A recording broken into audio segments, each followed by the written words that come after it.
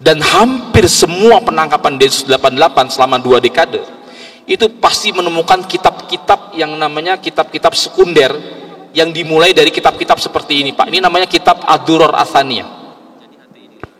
Ya, kitab Ad-Durar Atsaniyah ini ada 16 jilid.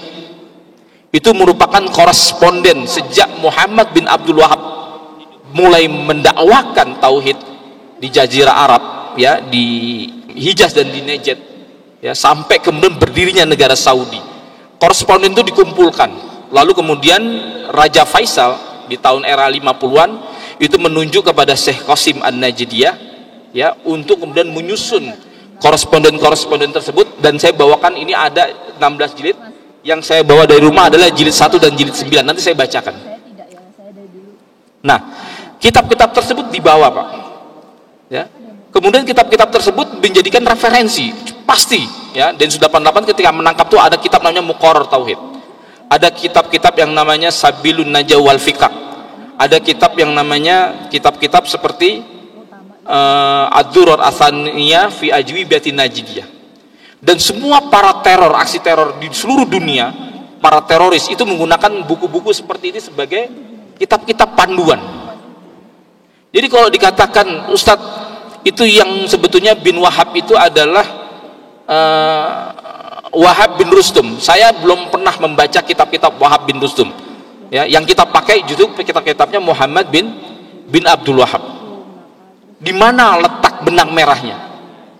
Saya pernah, Pak, ketika di daerah Depok dekat di Cikeas, itu dekat dengan Celengsi.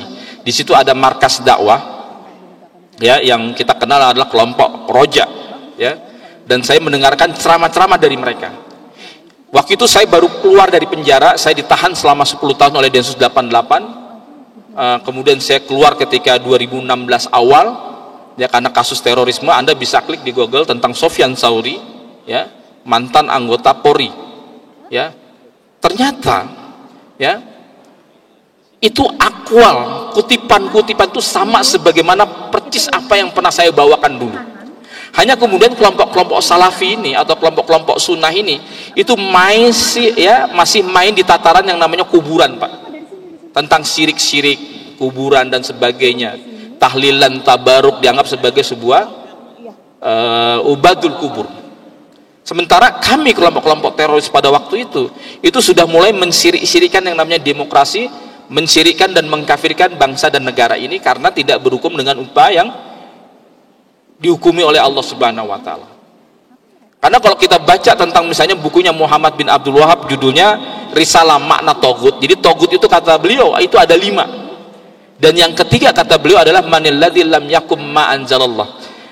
Orang yang tidak berhukum dengan apa yang dihukumi oleh yang Allah turunkan. Maka tidak berhukum dengan apa yang Allah turunkan ini dianggap kekafiran. Ya, saya yakin antum belum masuk kepada tahapan-tahapan seperti itu.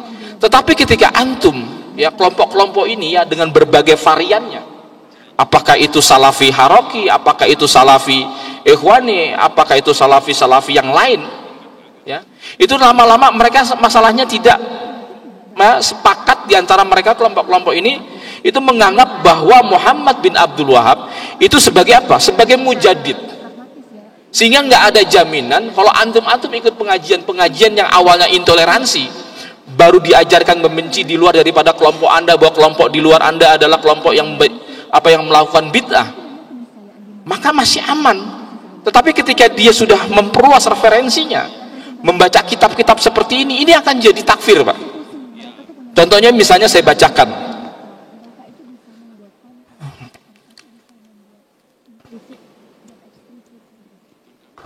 Misalnya begini.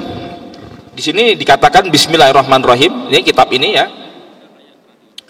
Ad-Durar Atsaniyah di jilid ke-9. Di sini dikatakan alhamdulillah nahmaduhu wa nasta'inuhu wa nastaghfir wa natubu ilaihi sampai ila akhirih. Lalu dikatakan di sini amma ba'du fa innahu qad balaghani anna ba'dun nas qad ashkala alaihi jihadil muslimin li ahlil hail hal huwa syar'iyun au amla, ya. Sesungguhnya telah sampai kepadaku, ini salah satu cucu atau cicit daripada Muhammad bin Abdul Wahab, ya, ketika dia mulai memperluas wilayahnya. lalu dia mengajak kepada para kepala-kepala suku di Arab di Najd itu untuk perang bersamanya, dan mereka ini kebingungan ketika harus memerangi saudaranya sesama muslim. Ini masih generasi Najd ya, Muhammad bin Abdul Wahab yang kemudian digadang-gadang sebagai pembaharu, sebagai pahlawan Islam di Arab Saudi ya. Qad ashkala alaihi jihadil muslimin, mereka muskil ya, heran, aneh kok jihad kepada kaum muslimin dari ahli hail ya. Haluwasyar, apakah itu disyariatkan atau tidak? Fa'aqulu billahi taufik al jihadu masyru'un li ahadin umur.